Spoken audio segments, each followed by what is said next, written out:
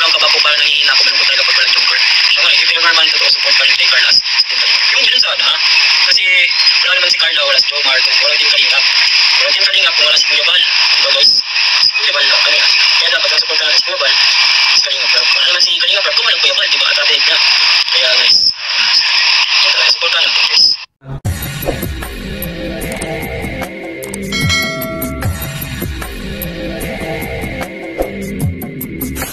Alright, what's up mga tangay? Welcome back. This is my YouTube channel, Katangay PLC. Isang mapagpalang araw mga tayo. Good morning, good afternoon, at good evening. Alright mga tangay, mag-reaction tayo for today dito sa isang live mga tangay, mga kalingap.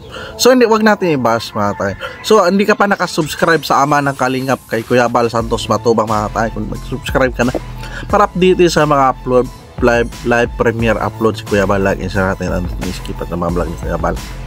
Kung hindi ka pa nakasubscribe kay Ate Edna, isubscribe natin ang kanyang YouTube channel, isubscribe natin, panoorin natin live premiere at don't skip us. At kay Kalingap Rab, kung hindi ka pa nakasubscribe, subscribe natin, panoorin natin yung mga vlogs ni Kalingap Rab, like and share natin and don't skip ads, mga upload. Charity Love Team Happy Papa. At kay Kalingap Jomar, kung hindi ka pa nakasubscribe, isubscribe natin, like and share natin. At kay Carla Topolar Vlog, kung hindi ka pa nakasubscribe, isubscribe natin, panoorin natin. At kay Ka-Business Official, kung hindi ka pa nakasubscribe, isubscribe natin. At kay Papa Tits TV, nag-reaction din ako dyan mga tayo. At kung hindi ka pa nakasubscribe sa aking munting YouTube channel, mag-subscribe ka na para updated ka sa mga upload na reaction ko. At kung hindi ka pa nakapalo sa FB page ko, Katangay PLC 2.0, at sa Facebook ko, Katangay PLC, mag-follow ka na para updated ka sa mga upload na reaction ko sa Facebook din. So dito mga tangay, mag-reaction nga tayo dito sa pag-live ni Kalingap David. So hindi, wag natin i-bash si Kalingap David. Ito ay isang staff cameraman ni Kalingap Rab. Tapos dito nga na-live siya, umabot ata to ng 13,000k. At dito nga may big sponsor nag-comment, big sponsor ng Jomcar. Alam naman natin, kilala natin yan sa thumbnail. Sabi niya, leave Jomcar alone below the belt. At tinawanan nyo pa. Tapos sabi niya, ginagawa nyong pulutan sa live nyo.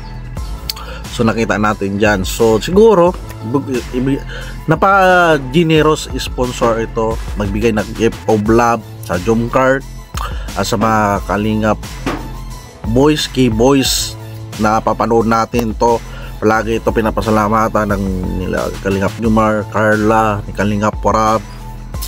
So dito siguro si ma'am nag-ano lang siguro na siya, siguro bakit palagi pinupulutan siya. So siguro sa damdamin nag-big sponsor ay siyempre na itotoring niya ito sila Kalingap Jomar, Carla, Jomcar na bilang anak. So kung mayroon silang nakita na pinupulutan, so normal dinidipinsan niya siyempre dahil sa pagmamahal niya, diba, pagsuporta, diba, ganun. Kaya naging napa-comment si madam sa live, diba. So dapat sana baka may rason, diba, may rason din na pinagkwentuhan, di natin alam kung ano punot dulo, diba. So dito ay siguro napa-comment, di natin napabugso yung damdamin ng big sponsor na ito, diba, mga tayo mga Kalingap, mga Jomcar. Siyempre sa pagmamahal sa Jomcar, sa dalawa na si Jomar at kay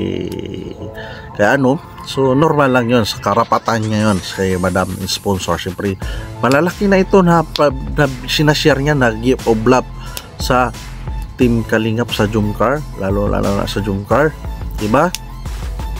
So lahat ng mga vlogger ay dapat maging irresponsible sa pagdadala ng host ng live streaming, katulad kay Kalingap David. So alam, so may edad na rin si Kalingap David, alam niya na yung mali at tama, alam niya na rin channel niya yan, karapatan niya yan.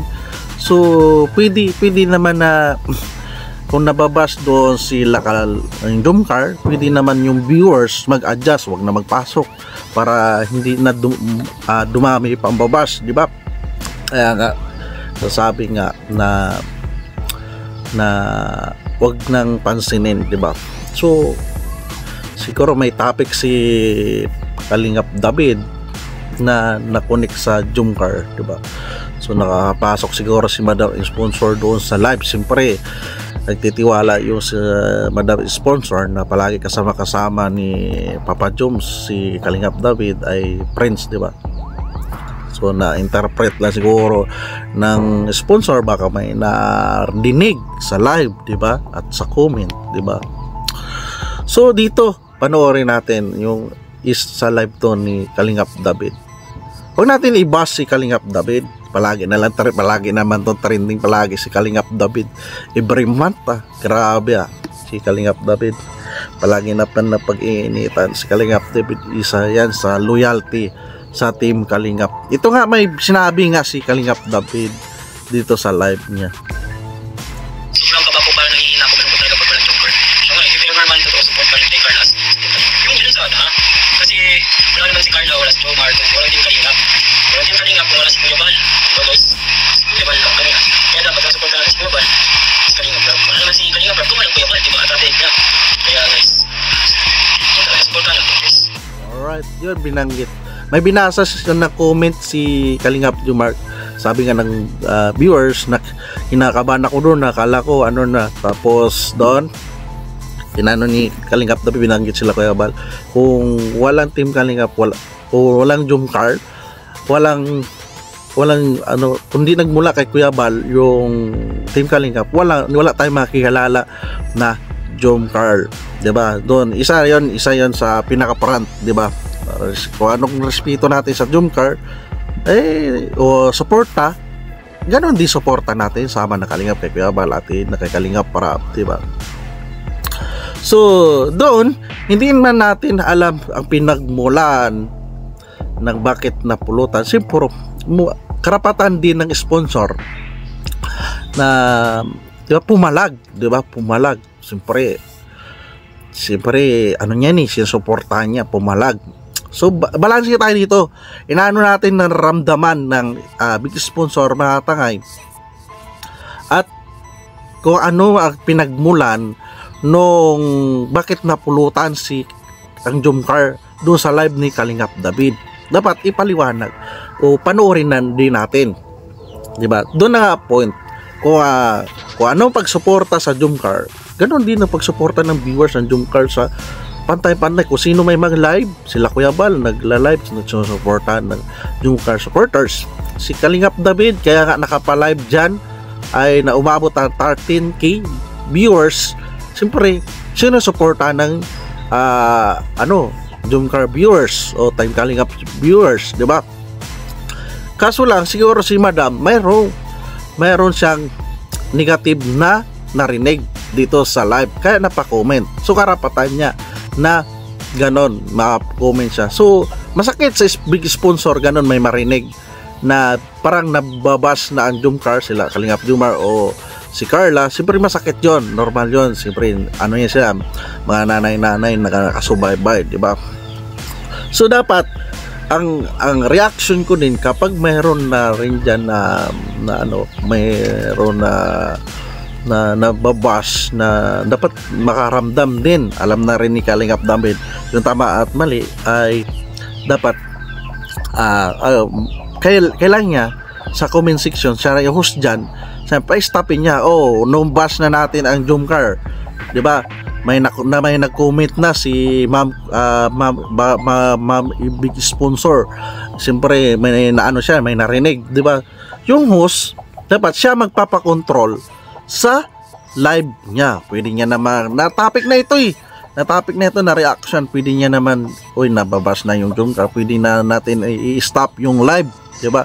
I-stop na natin ang live kasi mayroon na nag-away-away na kayo dyan sa comment section, di ba? Si Kalingap David pa rin makaka-control dyan sa kanyang YouTube channel. YouTube channel niya yun, karapatan niya yun. Karapatan niya rin, idiretso yan. karapatan niya rin mabas ang jump car. Wala tayo dyan karapatan magpahinto kay Kalingap David, channel niya yan. So sagutin niya yung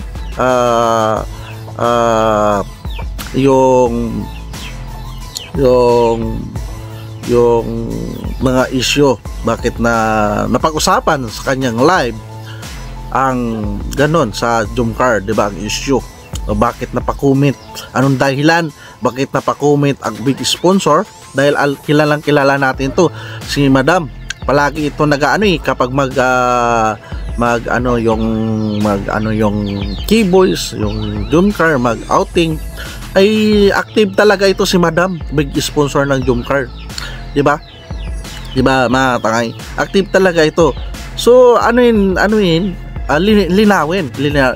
ng host na sa live na ito bakit na pulutan sa live niya. Siyempre napakatalino na mga supporters, viewers ng kailangan, napakatalino niyan nakasubaybay, nakatutok, ginagawa kasi ng mga viewers ang live na maging radio o libangan, pang panuuran.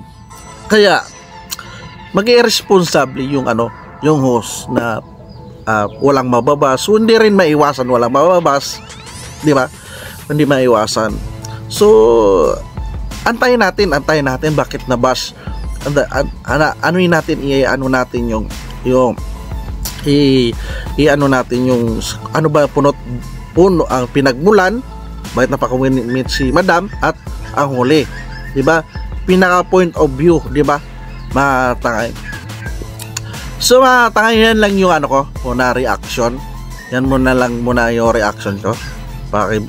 Bisita, na lang muna, i-analyze bakit nabash, bakit napakomment si Madam, di ba? Ano bang pinagmulan, ano bang pinagpintuan, di ba? So Kalingap David, hindi naman yan mag-praise naman yan sila ni Kalingap Jumar ng Jumcar.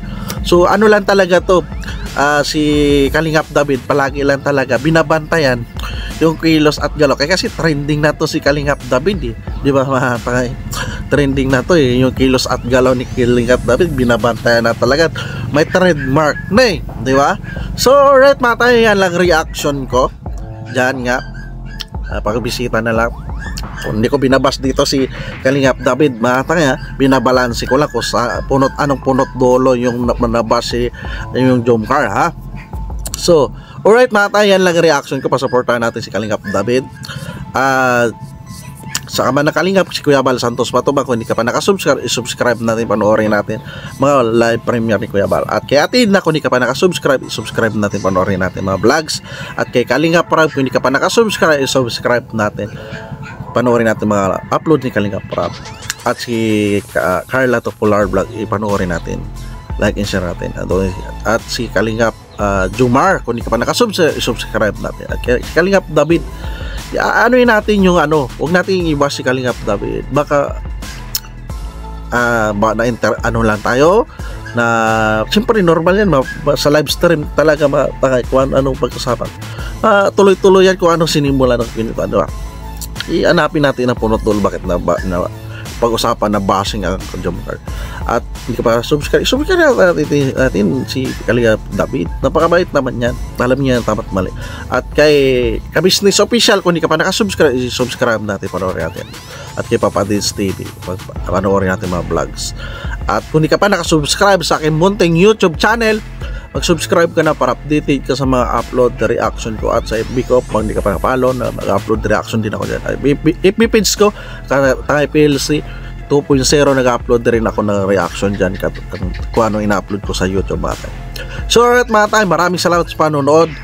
At see you sa next reaction ko dito sa ano man ina-upload ko. At maraming salamat mag-support, at see you sa next reaction. At maraming salamat, at lagi tayo mag-ingat mga tayo. Adios, bye bye, thank you.